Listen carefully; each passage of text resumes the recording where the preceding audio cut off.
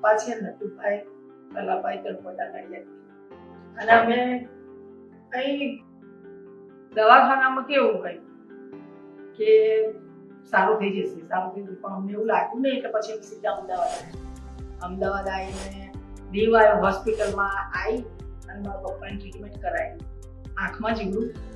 ઘસ પડી હતું અને પછી વાઈટ થઈ ગઈ આખી વાઈટ આંખ થઈ ગઈ પછી લાલ થઈ ગઈ કશું દેખાતું નથી પછી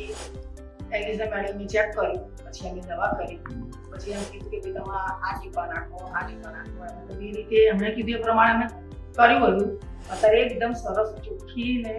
એકદમ પહેલાથી એવી આપતી સરસ દેખાતું અને સરસ દેખાતું થઈ ગયું છે આમ અને જોરદાર એના સ્ટાફ વાળા પછી બહુ સારી છે આમ અને એમનો સ્વભાવ એટલો સારો કે આપણને એવું ના લાગે કે દવાખાનું છે એવું લાગે કે આપણે ઘરમાં છીએ